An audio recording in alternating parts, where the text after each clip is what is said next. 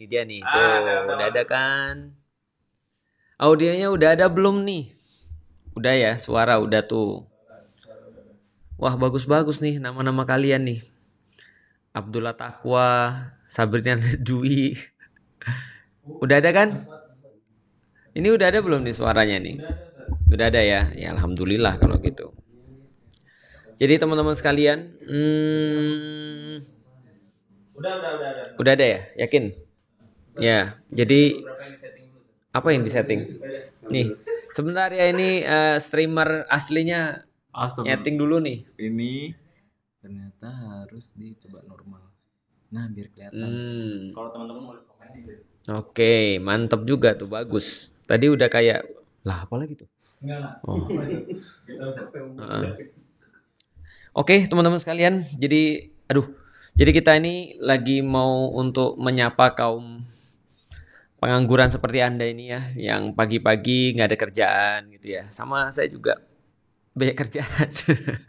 Cuman ya kita coba untuk ngobrol-ngobrol tentang KDRT lah ya, karena terus terang ini benar-benar mengganggu ya, dan sedikit untuk curhat. Ini adalah salah satu video yang benar-benar disturbing sih ketika aku coba untuk nonton, terus ya itu kayak tersisa gitu di kepala tuh, sangat disturbing ya, karena disturbingnya itu kayak pas kemarin, ingat gak sih teman-teman sekalian, pas lagi nonton nenek-nenek yang kena, yang diserang anjing sama Israel itu loh. Itu sama tuh, jadi kayak benar-benar kayak disturbing gitu ya. Dan kita nggak usah cerita lagi lah ya betapa ngerinya dan betapa betapa sadisnya ketika video itu ditunjukin ya. Ada beberapa yang muncul ke kepalaku. Yang pertama adalah aku berpikir begini, kalau ada orang mukulin anjing pun itu nggak kayak gitu ya. Artinya manusia itu kan punya rasa kasihan ya. Entah kalau seandainya dia sudah sudah nggak punya ini lagi ya, sudah nggak punya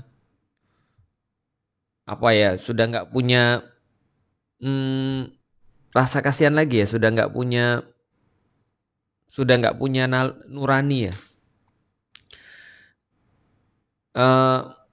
Sis katanya mic-nya kecil. Tes BJK tes. Harusnya bisa ya, lebih bagus nih harusnya sih. Ya balikin lagi lah ya. Itu pertama ya, menurutku anjing aja nggak layak ya untuk dipukulin kayak gitu ya. Maksudnya aku pernah sih ngelempar kucing. bukan ngelempar gitu, bukan ya. Maksudnya aku pernah sih kayak bukan ngelempar kucing, tapi kayak nakut-nakutin kucing, tahu nggak sih? Kayak kaki dipukul gitu, maksud bukan pukul kaki, gimana ya? Ya kayak jedes gitu ya misalnya. Itu kan kucingnya kan kabur langsung ya. Dan pas kita ngelihat hewan kurban dipotong tuh, itu kan kadang-kadang ada hewan kurban yang nangis ya. Atau misalnya, pernah lihat gak ada orang gebukin anjing? Jadi kan ada orang-orang di Indonesia yang makan anjing ya. Jadi dia masukin anjing ke karung terus dipukulin. Itu kan memang niatnya matiin anjing itu ya. Itu kan bunyinya sampai ya kaing gitu ya. Ya kayak gitu-gitu ya. Itu kan kayak ngeri banget ya kayak. Nah, itu yang bikin serem sih ketika ngelihat videonya itu, ketika ada, tahu nggak sih, orang-orang teriak sakit gitu maksudnya. Itu kan kayak ngeri banget ya. Itu kayak itu disturbingnya di situ. Itu yang pertama tuh. Yang pertama. Yang kedua, karena saya punya 2 anak perempuan, itu masalahnya sih. Karena saya punya 2 anak perempuan, saya tuh nggak bisa membayangkan kalau seandainya 2 anak perempuan saya itu mendapatkan kasus kayak gitu. Itu apa ya? Ya, sebagai orang yang dibesarkan juga mengalami hal yang sama, maksudnya kita juga pernah dibesarkan dengan abusive ya, mendapatkan perlakuan abusive, ya aku juga akhirnya berpikir gini, langsung aku waktu itu bilang sama Alila, itu kalau andai kan misalnya anak kita mendapatkan perlakuan kayak gitu dari orang, itu minimal tangannya patahin, minimal. Itu maksudnya ya wajar lah sebagai seorang ayah ya, maksudnya ketika ngelihat anaknya digituin. Dan dan kita kepikir perkara-perkara lain kan. Tapi akhirnya kemudian ya aku juga beristighfar dan berpikir gini, ya terus apa bedanya kita dengan mereka yang referensi di kepala kita itu ketika kita melihat kekerasan kayak gitu atau kita melihat kengerian kayak gitu, ya kita harus membalas dengan cara yang sama gitu maksudnya. Ya akhirnya kita juga ya apapun lah itu jadi disturbing gitu maksudnya, jadi kayak ganggu banget. Dan akhirnya apalagi setelah semuanya itu kemudian protes, ya tentunya yang paling banyak yang itu tadi ya, yang melampiaskan balik lagi kepada laki-laki itu, kepada si Armor itu dengan ucapan-ucapan yang sama kasarnya gitu ya. Misalnya contoh ya tadi, minimal ngajak berantem, minimal ayo sini kasih les kalian kalau mau berantem sekalian sama laki-laki jangan sama cewek gitu ya. Apalagi misalnya semoga membusuk di penjara dan segala macam ya, karena kesel. Dan itu wajar banget, orang saya aja pertama kali mikir matain tangannya itu kan. Kenapa? Karena dari dulu kan kita mikir laki-laki itu kan harusnya, ini pembahasannya agak random, mohon maaf ya, nanti dirangkai sendiri aja. Laki-laki mukul wanita itu bagiku secara pribadi semenjak belum masuk Islam pun adalah sesuatu yang sangat-sangat terlarang. Bukan karena perempuan itu lemah, bukan. Karena banyak juga perempuan-perempuan yang kuat ya. Misalnya tuh Serena Williams tuh, antum kena backhand nggak balik tuh kepala. Nah tapi bukan karena mereka lemah, bukan. Tapi karena kita. Jadi kayak gini maksudnya, karena kewarasan kita. Jadi kalau kita kayak mukulin cewek itu, jadinya kita tuh kayak nggak waras. Jadinya kita tuh kayak gimana ya? Kita yang terganggu jiwanya gitu loh, kalau kita misalnya mukulin cewek gitu ya. Nah, akhirnya setelah ngelihat kasus kayak gitu, ketika orang mukulin cewek, orang akhirnya tadi melampiaskan kata-kata yang kasar, orang-orang mungkin kesal, dan itu sekali lagi itu adalah sesuatu yang wajar. Dan akhirnya orang-orang tadi jadi takut nikah. Nah ini adalah sedikit live juga untuk ngobrolin tadi ya, tentang teman-teman yang merasa takut nikah ketika sudah melihat kayak gitu. Dan akhirnya orang-orang tuh senada dengan itu ya, orang-orang bilang ketika mereka melihat ada satu cowok yang ideal misalnya, lalu cowok yang benar-benar romantis, yang bisa untuk calming, yang bisa untuk benar-benar service kepada istrinya, yang benar-benar bisa untuk memberikan keamanan, langsung dibilang sisain satu, mudah-mudahan masih ada. Wah jarang banget cowok kayak gini. Sebenarnya yang pertama ya teman-teman sekalian, cowok-cowok kayak gini itu masih banyak, cowok-cowok yang baik itu masih banyak, cowok-cowok yang gak toksik itu masih banyak. Tapi mungkin teman-teman nyari di tempat yang salah. Tapi dia tuh katanya ini kok Ustadz, circle pengajian, katanya itu adalah circle orang-orang yang katanya baik juga, dan sehari-hari katanya sama keluarganya juga baik dan seterusnya. Ya tadi ini balik lagi, kita nih kan lagi mau melihat sebenarnya kita tuh melihat apa problemnya dan diakibatkan oleh apa, sehingga ketika besok-besok kita bisa ngambil pelajaran kan gitu. Nah kalau kita ngelihat yang tadi, berarti sebenarnya jadi gini asumsinya adalah kalau ada orang yang sudah ngerti Islam, insya Allah dia baik. Atau bisa dikatakan kalau orang tuh ngerti Islam dia baik. Berarti kalau seandainya orang itu terlihat ngerti Islam atau terlihat seolah-olah dia memahami Islam, tapi perilakunya tetap begitu, berarti itu belum ngerti. Sebenarnya seperti itu sih sebenarnya. Nah tinggal kita lihat bagaimana caranya kita bisa memastikan orang ini ngerti Islam atau ngerti agama atau tidak. Atau minimal ketika dia itu menikah sama kita bisa tahu dari mana nih, kan bahasanya kan tadi jadi nikah tuh jadi scary gitu maksudnya, itu kan bahasanya. Oke. Nah itu juga aku mau bahas nih. Kemarin ketika aku ngeluarin satu statement, orang banyak protes tuh. Aku kan ngeluarin statement gini ya, lebih baik nggak nikah-nikah daripada nikah dengan orang yang salah. Nah ketika kejadian kayak gini, orang-orang baru bilang oh benar. Iya, memang yang kita bahas tuh bukan nikahnya, karena nikahnya tetap aja nikah itu adalah sunnah. Tapi yang kita bahas adalah bahwasanya kalau menikah dengan orang yang salah itu jadinya lebih berbahaya gitu maksudnya. Bahkan yang kayak tadi itu. Oke, kalau gitu kita coba bahas ya tentang seperti apa sih cowok-cowok yang red flag. Atau gimana sih kita cara untuk memperkecil kemungkinan gini. Karena kita nggak akan pernah tahu sih memang. Karena orang tuh bisa jadi kelihatannya sopan, bisa jadi kelihatannya tuh adem gitu kayak. Ternyata bajigur misalnya. Ternyata malah ngelihat cewek lain tuh geragas misalnya, selingkuh gitu kan ya. Oke, pertama gini, pemikiran tuh satu paket. Jadi gini, cara pikir itu satu paket.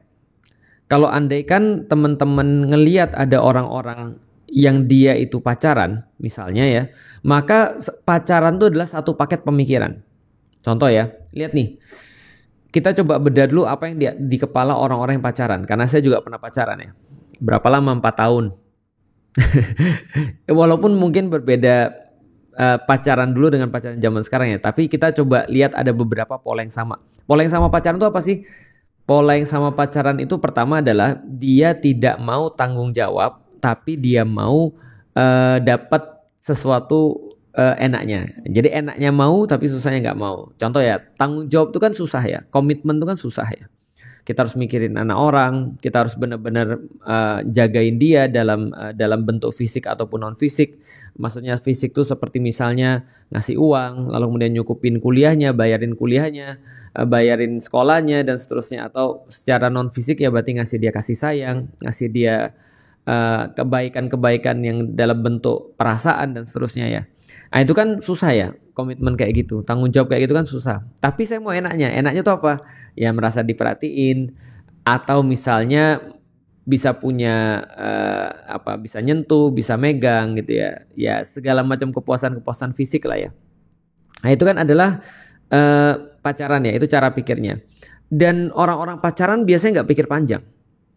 Makanya ketika dia ditanya kapan nikah, nanti aja lah, yang penting kita jalan dulu apa yang ada, kita lihat dulu aja lah. Itu nggak mikir panjang. Dan terlebih lagi sebenarnya kalau ada orang pacaran itu ya karena dia nggak perlu komitmen, dia nggak perlu mikir panjang. Jadi sebenarnya cara berpikir orang-orang pacaran tuh sama dengan orang selingkuh tuh sama gitu maksudnya. Jadi dia nggak ada yang membatasi dia. Coba apa yang membatasi orang selingkuh? Nggak ada kan? Ketika orang tuh udah bisa pacaran berarti orang tuh bisa selingkuh, gampangnya gitu. Karena selingkuh dan pacaran tuh nggak ada bedanya, sama-sama hubungan yang bukan hubungan yang benar, sama-sama bukan hubungan yang diniatkan untuk langgeng, sama-sama bukan hubungan yang itu perlu izin daripada orang tuanya. Dalam hal ini kalau sudah nikah istrinya, gitu kan ya. Dan sama-sama kalau dalam agama yang nggak diridhoi Allah, gitu maksudnya. Jadi ya gampangnya ya pola pikir orang yang pacaran dengan pola pikir orang yang selingkuh itu sama. Artinya cowok-cowok yang ngajak lu pacaran ya berarti cowok-cowok yang bisa jadi nyelingkuhin lu juga. Itu adalah sebuah fakta yang menyakitkan memang. Iya, memang menyakitkan, tapi mau gimana lagi? Ini kan pola pikir tuh sama. Satu pola pikir gitu loh maksudnya. Jadi dia nggak bisa terpisah. Aku maunya cowok yang sekarang jadi pacar aku tapi nanti setia. Gak bisa. Itu pola pikirnya sama. Kecuali kalau setelah nikah dia bertaubat, dia istighfar, setelah itu dia berubah. Tapi ya mau ngambil chance seperti apa gitu maksudnya. Itu adalah yang pertama tuh. Jadi yang harus dimengerti adalah pola pikir itu sepaket. Jadi teman-teman gak bisa mengharapkan laki-laki yang teman-teman maunya dia itu sebagian, lalu kemudian teman-teman menolak yang lain, padahal itu berakar daripada pola pikir yang sama, cuma cabangnya beda gitu aja. Kalau kita nanam tanaman itu ya akarnya sama, cuma cabangnya beda, ya hasilnya sama gitu maksudnya. Jadi antara selingkuh dengan pacaran itu sama. Itu yang pertama tuh ya. Yang kedua teman-teman sekalian, kalau kita membahas tentang ini lagi, hati-hati banget dengan cowok-cowok yang memang red flag. Pertama ya, itu saya nggak tahu ya, tapi beberapa waktu ini ketika saya melihat ada banyak keluarga-keluarga yang bermasalah atau orang-orang yang mereka itu pernikahan mereka bermasalah, itu banyak sekali mulut mereka itu ngomongnya nggak jelas. Contoh ya, jadi gini, ribut terus ngomong anjing, kalau nggak minimal goblok, terus apa lagi, bego gitu kan ya, bego, goblok lu ya, anjing lu, kayak gitu-gitu. Itu contoh ya. Tapi renyah banget ya, gue belajar dari Fuad. Jadi gini ya, pertama-tama saya jelasin dulu ya. Saya punya temen namanya Fuad ya. Fuad itu di stand up-nya dia sering misuh. Cuman waktu kan dia nanya tuh, Ustadz sebenarnya misuh tuh boleh atau enggak sih? Atau ngomong kayak anjing gitu boleh enggak sih? Terus aku bilang gini, sebenarnya gini, masih ada ruang untuk kita bicara tentang misuh. Karena gini, karena kalau misalnya ya di kulturnya orang Jawa, misuh itu atau kita tuh ngomong ke teman kita dengan omongan-omongan yang kayak tadi, itu adalah sesuatu yang menandakan kita tuh dekat. Misalnya kalau teman-teman misalnya teman-teman lagi ketemu sama orang baru pertama kali, kan nggak mungkin kita ngomong langsung, woi gendut gitu misalnya, kan nggak mungkin.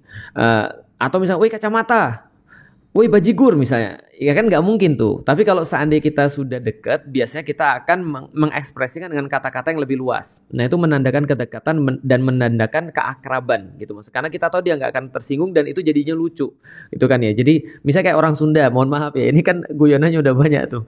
Orang Sunda itu menjadikan anjing itu sebagai kayak apa ya? Sudah kayak masuk struktur bahasa tuh. Jadi kalau ada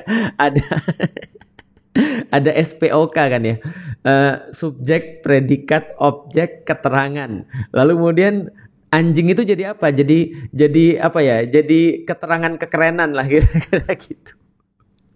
Nah, jadi itu salah satu contohnya ya.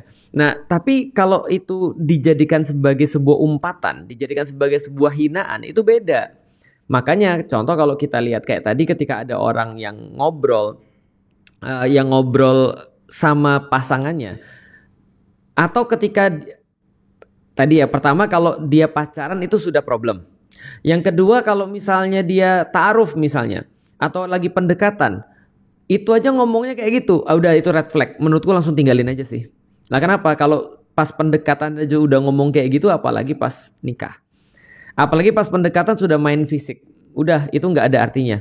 Dan jangan berpikir, cewek itu kan gitu ya, seringkali berpikir gini, nanti dia juga berubah. Nggak ada kayak gitu. Nggak ada kayak gitu. Selama belum ada satu perkara besar yang membuat dia bisa berubah, yaitu kemungkinan berubahnya itu sangat sedikit sekali. Nah jadi itu red flag yang kedua. Dan problematikanya lagi adalah orang-orang ini sekelilingnya tetap mengapresiasi atau mewajarkan. Ya kayak katanya kan ya, ketika polisi nanya kemarin kan, orang tua tahu nggak kalau kamu melakukan misalnya kekerasan di dalam rumah tangga? Tahu. Nah ini kenapa orang tuanya nggak ngomong? Atau kenapa nggak diselesaikan? Ini harusnya diselesaikan. Karena cowok itu mohon maaf banyak sekali memanfaatkan psikologinya cewek. Dia itu kayak memanipulasi gitu loh maksudnya. Cowok itu bisa manipulasi cewek. Karena cowok itu tahu cewek itu nggak akan lapor, atau dia tuh takut lapor, atau misalnya dia tuh khawatir lapor. Dia tuh memanipulasi.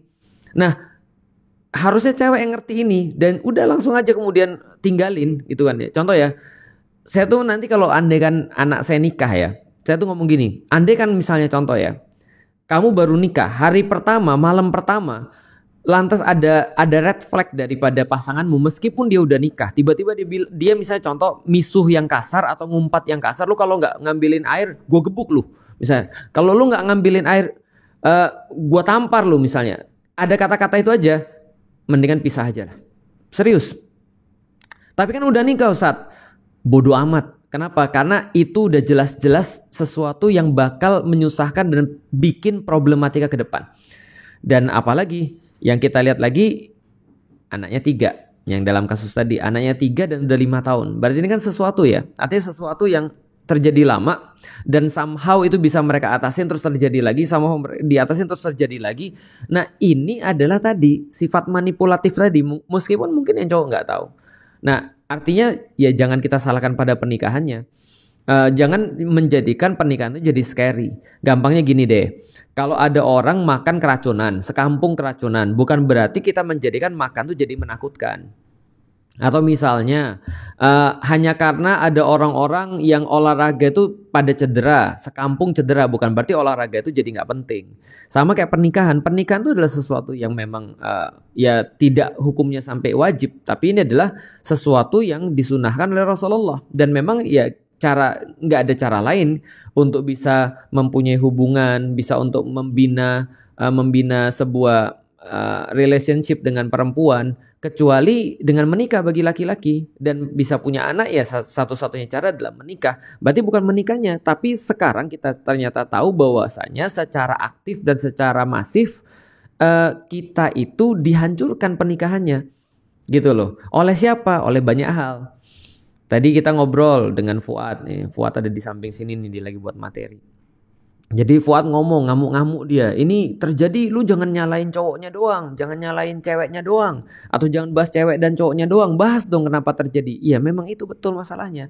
Karena kenapa? Karena tindakan abusive ini bukan satu dua. Kalau teman-teman cari data abusive itu, data orang-orang KDRT itu ternyata banyak sekali. Dan bukan hanya yang kena tuh cewek, tapi cowok juga kena sama KDRT itu. Dan kalau gitu feminis bilang itulah yang namanya pernikahan itu adalah jebakan patriarki itu, pelacuran formal.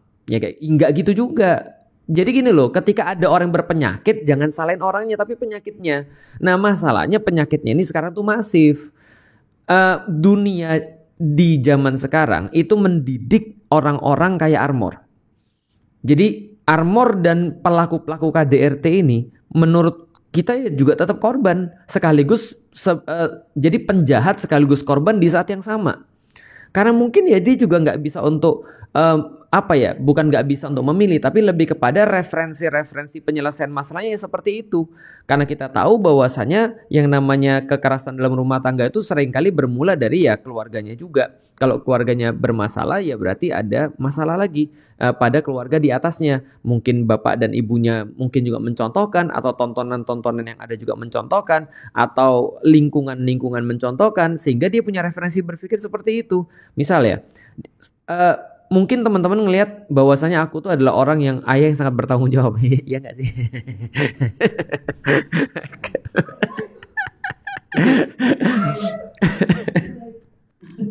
Iya, apa namanya? Itu kan kayak self claim ya, tapi ya mungkin teman-teman ngelihat aku begitu. Tapi sebenarnya aku struggle juga. Contoh ya, ketika dulu Koko atau misalnya Gozi, khususnya cowok-cowok ya. Kalau yang cewek tuh lebih mudah memaafkan daripada yang cowok. Kalau cowok-cowok ya bikin rame gitu ya. Itu kepalaku tuh kayak apa ya? Kupingku kayak di bor itu maksudnya. Jadi itu langsung naik darah langsung ke otak. Kenapa? Ya tadi karena kita diajarinya begitu, ketika ada anak ribut gampar gitu kan. Ada anak ribut ngamuk minimal teriak gitu kan ya. Itu memang susah untuk mengubah itu, untuk ngasih opsi-opsi. Oh ternyata kita nggak harus marah loh. Oh ternyata kita nggak harus mukul loh. Ternyata kita nggak harus nggak harus melakukan perkara-perkara ekstrim loh. Karena memang itu yang kita lihat sehari-hari gitu maksudnya. Itu yang kita dulu terima gitu maksudnya. Pernah suatu waktu ketika saya mukul anak, lalu kemudian itu nyesel banget. Makanya aku bilang gini, ketika kita mukul, kalau kita masih normal ya, kalau kita masih normal, ketika kita melakukan sesuatu yang salah, minimal kita tuh nyesel. Dan ketika anak itu sudah nangis, itu kita udah merasa merasa bersalah. Kenapa? Karena tadi kita masih punya nurani. Nah itu letak agama tuh di situ. Jadi letak agama tuh adalah ketika dia tahu ada batasan mana yang dia nggak boleh lewatin gitu maksudnya. Contoh ya, kayak tadi misalnya. Nanti kalau emosional akan kita bahas lagi lah. Emosi kan dari tadi kita udah bahas, nanti kita akan bahas lagi. Tapi kalau agama itu contoh kayak gini ya. Minimal ketika ada seseorang laki-laki yang dia menikah, lalu kemudian dia menikahi seorang perempuan. Minimal meskipun dia belum bisa dan dia masih jauh banget dengan apa yang dia jadikan sebagai teladan, tapi minimal dia tahu teladannya adalah Rasulullah. Dan dia tahu Rasulullah itu nggak pernah mukul istrinya. Dan dia tahu Rasulullah ketika nggak menyukai istrinya, dia akan cari kebaikan-kebaikan yang lain pada istrinya. Dan dia tahu Rasulullah ketika istrinya pun berlaku sesuatu yang mungkin menyakiti dia, atau istrinya melakukan sesuatu yang itu membuat dia malu di depan umum, maka dia akan memberikan respon-respon terbaik. Meskipun dia belum bisa, tapi dia sudah tahu ini arahnya ke sini. Meskipun dia belum bisa atau masih jauh sama sekali, minimal dia tahu. Nah, itu maksudnya. Jadi artinya tidak sampai kita itu punya referensi-referensi untuk mukul istri, gebukin istri, mencekik istri, ngejambak istri. Itu nggak ada sama sekali dalam kepala kita. Meskipun kita masih jauh daripada Rasulullah. Kita udah tahu tuh batasnya apa. Nah itu agama itu fungsinya itu, tahu batasnya sampai di mana. Sedangkan emosional tuh fungsinya adalah untuk latihan tadi. Ketika misalnya, ketika dia dapat perlakuan gak enak dari istrinya, taruhlah ya, kan katanya tadi kan nonton film porno, lalu kemudian istrinya gak suka, handphonenya mau dibanting. Nah itu kan ada banyak opsi tuh. Ada banyak opsi kan di kepala kita kan ya. Nah agama tuh yang ngasih opsi-opsi itu. Apakah kita beristighfar? Keren banget tuh. Diingat isi beristighfar. Kayaknya saya juga enggak sih. Opsinya apa yang kedua? Diem. Opsi apa yang ketiga?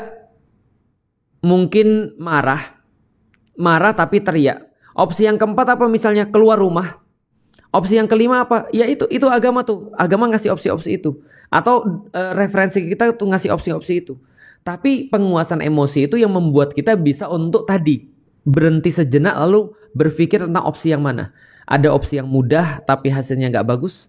Ada opsi yang susah tapi hasilnya bagus. Nah, itu kan gunanya emosional tuh untuk milih tadi.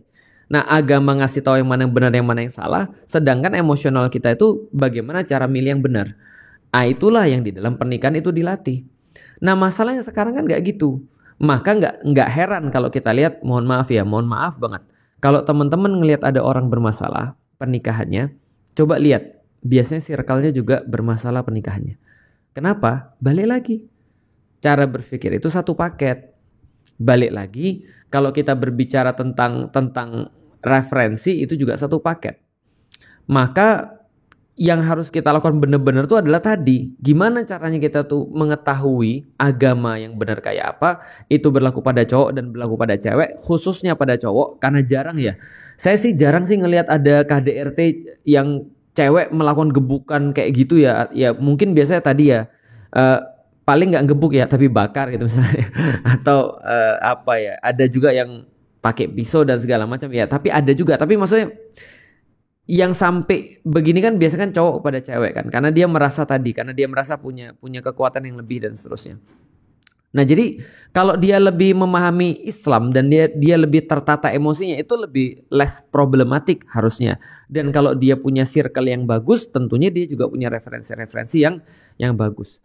Ya gampangnya gitu sih sebenarnya teman-teman sekalian yang pengen kita bahas. Ya ini sih kita nggak tahu pembahasan ini akan bermanfaat atau tidak, karena balik lagi ya. Sementara kita ngomong, orang-orang tuh dirusak secara masif. Sementara kita ngomong, orang-orang tuh cara pikirnya cara pikirnya dialihkan dan disesatkan secara masif juga. Jadi ini tinggal masalah kuat-kuatan siapa sih?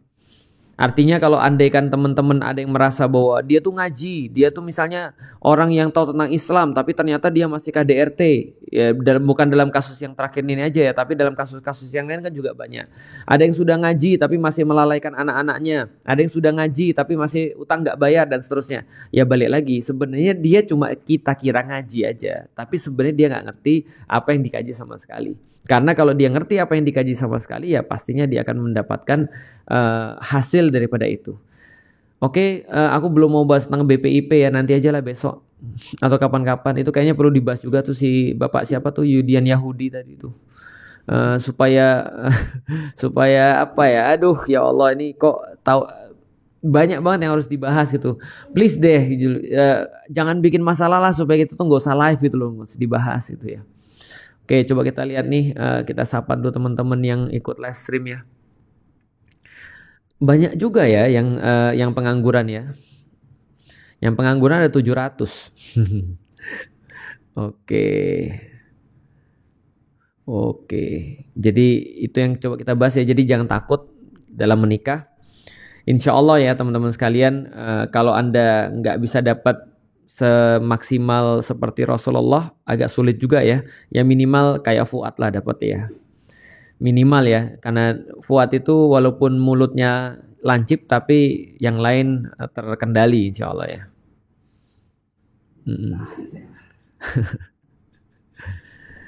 Next ngebahas rumah tangga poligami. Bidadari surga, asik. Namanya dari bidadari surga, bahasnya poligami. Kos banyak fenomena di zaman sekarang yang berpoligami banyak untuk lifestyle hidup zaman now. Sudah di luar syariat Allah tanpa beritiba mencontoh Rasulullah. Oke, poligami ya agak sulit sih karena saya sendiri ya belum untuk poligami. Rencana nggak tahu. Saya usahakan tidak ya. Tapi ya nggak tahu, kan kita nggak tahu namanya manusia ya. Jadi kita belum bisa bahas ya poligami. Tapi gampangnya gini sih kalau aku secara pribadi ya. Aku secara pribadi berpikir gini. Kalau aku hidupku itu kan untuk dakwah ya. Maka aku berpikir senantiasa untung rugi dakwah. Selain daripada aku kan orangnya pemalas ya. Jadi aku tuh orangnya senantiasa menghindari masalah. Misal, bagiku secara pribadi mesen ayam dada atau paha itu adalah mencari masalah. Maka aku biasanya kalau ada filet ya aku pilih filet lah. Karena itu tidak ada masalah. Contoh lagi ya, makan kepiting itu menurutku masalah. Makanya teman-teman jarang menemukan aku mengorder kepiting. Kenapa? Karena itu nyari masalah. Karena hidupku tuh mau enak. Makanya dari titik itu, dari sudut pandang itu menurutku untuk zaman sekarang poligami itu sama kayak makan kepiting. Gitu kan ya. Kenapa? Atau kayak makan bandeng. Bukan bandeng ding. Kayak makan ikan mas. Kenapa? Dagingnya 1 kilo. Durinya 5 kilo gitu. Jadi lebih susah persiapan makan daripada makannya itu kepiting sama ikan mas tadi ya. Jadi aku belum mau ya, jadi artinya nambah masalah hidup gitu. Dan secara dakwah juga ya belum jelas akan membantu, kecuali misalnya Netanyahu terus bilang gini, saya akan masuk Islam asal Anda menikahi anak saya. Nggak mau juga saya juga sih. Ya kecuali kalau ada pertimbangan lain lah ya. Ini KDRT bukan cuma banyak di Muslim Indonesia, tapi juga banyak di Pakistan. Sekarang Muslim terbanyak yang ngalahin Indonesia. Pertanyaan why? Ini penting nih. Karena aku tuh bilang gini, sebenarnya ada banyak sekali orang-orang ataupun kita bisa katakan bukan orang ya, tapi sekelompok manusia, apakah itu adalah suku, apa itu adalah bangsa dan segala macam, yang mereka itu sudah punya sebuah kultur yang merendahkan perempuan. Bahkan itu jauh sebelum bahkan mereka mengenal Islam. Nah, sehingga ketika mereka menjadi seorang muslim, mereka menjustifikasi merendahkan perempuan itu, menjustifikasi dengan dalil agama. Padahal itu adalah ya mereka nggak Islam juga tetap akan merendahkan perempuan. Makanya kalau kita lihat orang-orang yang merendahkan perempuan, dia mau beragama atau nggak beragama, memang mereka sudah punya kultur seperti itu, gitu maksudnya. Nah, sehingga menurutku secara pribadi sih bukan masalah agamanya. Justru agama terus mengubah. Contoh ya kayak aku secara pribadi ya. Cara pandangku ketika masuk Islam itu banyak sekali yang berubah. Walaupun ada banyak juga yang nggak berubah. Misal ya menghormati perempuan, nggak mukul perempuan, itu dari dulu sebelum jadi muslim pun aku udah punya pandangan bahwa perempuan tuh ya haram lah bagi laki-laki, atau banci, laki-laki banci, yang mukul perempuan tuh banci. Kayak gitulah ya. Kalau di One Piece tuh ya Sanji banget lah. Itu adalah zaman dulu. Tapi ada banyak hal juga yang berubah dengan perempuan misalnya. Ketika masuk ke dalam Islam, apa yang berubah? Kebanyakan sih cara memuliakan perempuan sih. Kalau dulu kan kita cuma berpikir bahwa yang mukul perempuan tuh banci. Nah sekarang ketika kita masuk Islam, oh ternyata perempuan tuh bukan hanya nggak dipukul, atau perempuan tuh bukan hanya nggak boleh disakiti, tapi justru harus dimuliakan banget. Nah itu yang saya pelajari dalam agama. Makanya misal mengucapkan rasa sayang kepada istri misalnya, atau kita itu harus membantu istri. Teori jelas saya tidak melakukan gitu kan ya, tapi itu teorinya ada. Nah itulah gunanya agama tuh. Jadi teorinya udah ada walaupun kita belum bisa. Atau misalnya ketika istri atau orang tua pun misalnya mereka berbuat sesuatu yang mungkin tidak kita ridho atau kita tidak suka, kita nggak serta-merta boleh marah atau boleh untuk ya melakukan hal-hal yang tidak produktif. Nah, itu sih sebenarnya. Jadi ya itu kultur sih sebenarnya, bukan agama. Karena ya cari aja di dalam agama ada nggak sih dalil yang kita boleh untuk ya elah. Ya berapa banyak justru dalil di dalam agama kita tahu, bahkan Umar bin Khattab yang sangat tegas kepada para sahabat gitu kan ya. Tapi berapa banyak dalil di dalam Islam, misal kayak Umar bin Khattab dimarahin sama istrinya, lalu kemudian dia malah pergi keluar rumah, pergi ke masjid gitu ya. Ternyata di masjid banyak juga orang-orang laki-laki. Umar bilang Masya Allah ini umat Islam semakin beriman karena mereka sedang nungguin azan di masjid. Tapi ternyata setelah ditanya ya ternyata lagi diomel istri semua. Artinya ya itu di dalam Islam tuh begitu. Nah artinya banyak yang aku pelajari itu sih. Artinya bukan karena agamanya gitu ya. Krisis kaum, iya sih. Ustadz saya selalu disisa istri saya, bolehkah saya melawan? Apa sih? Randi disiksa bini, bolehkah saya melawan? Sebentar, ini lu pernikahan atau lu sabung ayam sebenarnya? Jadi gini ya, kalau aku secara pribadi gini, laki-laki itu adalah qawwam. Tadi kan sudah kita bacain juga ya, ar-rijalu qawwamuna 'alan nisa. Laki-laki itu adalah qawwamnya perempuan. Ingat loh, qawwam itu bukan hanya pemimpin. Arti qawwam yang paling pertama adalah dia yang senantiasa berdiri. Bukan berdiri apapun ya, bukan berdiri versinya sis, tapi berdiri dalam hal ini adalah berdiri dia itu senantiasa dalam keadaan siap menservis gitu ya, atau siap untuk siap untuk mensupport. Artinya kalau disiksa sama istri sebentar, ini pernikahan atau perbudakan. Nah kok bisa itu kan ya, nah karena laki-laki itu gini ya, laki-laki itu Allah kasih kekuatan dan Allah kasih kemampuan di lidahnya untuk bisa speak dewa untuk membuat cewek-cewek itu takluk. Dan kalau dalam kasusnya pacaran itu berbahaya, tapi kalau dalam kasusnya pernikahan itu adalah sebuah skill yang sangat bagus. Jadi gimana caranya kita ngomong supaya istri kita tuh nurut, supaya istri kita tuh nggak nyiksa kita gitu maksudnya. Kalau itu siksa fisik ya, siksa mental Ustaz. Ya kalau siksa mental berarti kita sama lah. Gitu kan.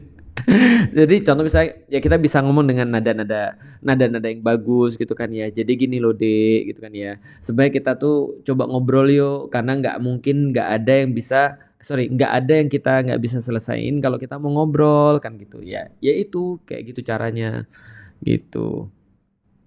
Gabung Discord dakwah online bahasa Inggris Ustadz, seru. Nantilah, baru belajar kemarin Discord. Nge-lag parah lu sis. Nge-lag parah. Ini mah internet. Cewek selingkuh disebut KDRT, hatinya yang remuk.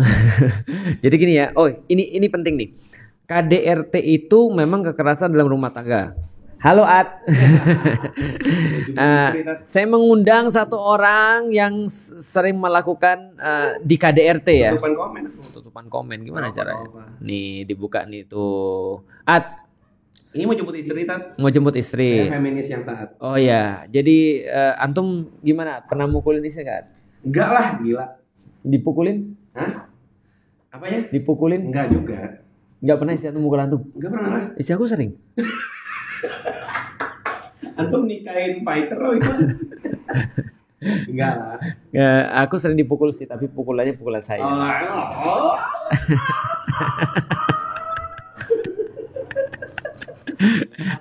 Ya, dadat. Marriage is scary. Enggak sih, aku enggak scary sih. Cuman ya tadi perlu kita ini aja, perlu kita coba untuk lebih ulang aja gitu maksudnya. Supaya kita meminimalisir agar nikah tuh enggak scary gitu ya, maksudnya gitu. Oke, mari kita lihat lagi ya. Aneh juga lingkungan pengajian tapi suka nonton video dewasa si Armor. Fuad juga suka nonton video dewasa. Iya, film anak-anak. Iya tuh. Jadi film anak-anak kan nggak menarik. Ya kita nonton video dewasa. Nggak, maksudnya nonton video porno ya. Iya kan kita kan nggak tahu ya problematika di pernikahan orang apa ya. Tapi yang aku pengen sorotin sih bukan video dewasanya sih. Yang aku pengen sorotin itu adalah ya bagaimana cara kita untuk apa ya, semacam kayak jadi gini ya. Pertama ya, andaikan mereka nggak punya problem sebelumnya dan problematikanya cuma cowok ke gap nonton video porno, itu nggak akan diselesaikan dengan gitu juga.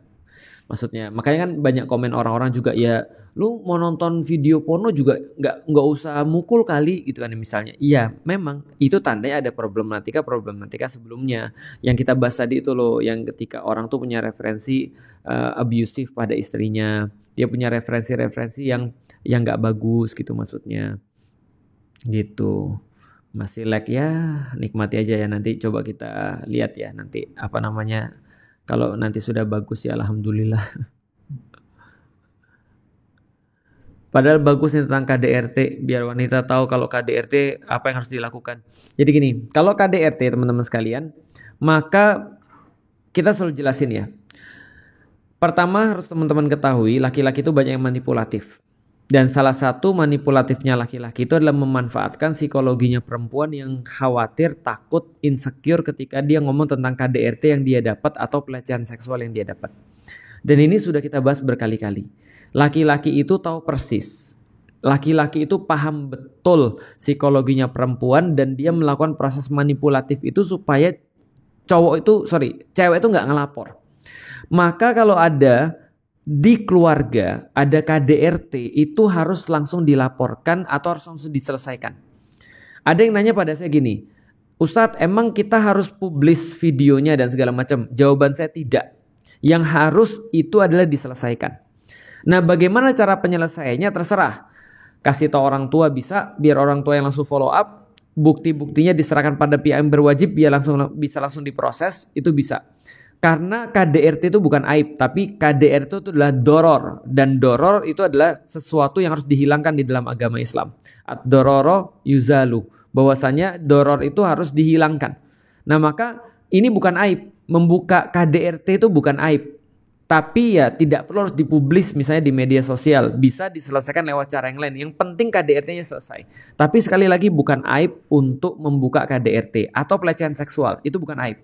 Karena ini adalah sesuatu yang dimanfaatkan oleh pelaku-pelaku pelecehan seksual atau KDRT karena mereka benar-benar tahu, mereka manipulatif sekali. Jadi itu ya.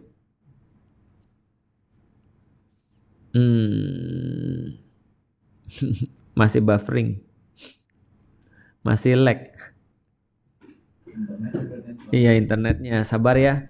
Kita lagi coba untuk kita masih coba untuk menyelesaikan permasalahan internet kita nih, padahal kita udah pakai paket yang terbagus tapi masih masalah ya. Nasib ya berarti ya. Masih lag ya. Iya bisa. Antum masih lag di tempat antum? Aku lagi render sih. Oke. Ya itu sih teman-teman sekalian, nggak apa-apa, nanti kita akan live stream lagi mungkin besok atau lusa, nanti kita lihat ya. Tapi yang jelas kita coba untuk membahas ini supaya teman-teman paham tentang supaya teman-teman nggak takut lagi dengan pernikahan, dan minimal teman-teman bisa dapat bagaimana cara dapat laki-laki yang nggak kayak gitu ya. Tapi sekali lagi nggak ada yang boleh lagi untuk mendapatkan perlakuan kayak gitu. Dan saya secara pribadi ketika nonton video itu, pertama disturbing, yang kedua merasa sedih. Kenapa? Karena ya masih panjang jalan, masih panjang perjuangan untuk mendidik laki-laki supaya mereka jadi bertanggung jawab. Karena saya yakin itu bukan masalah perempuan, ya itu jelas masalah laki-laki. Oke, assalamualaikum.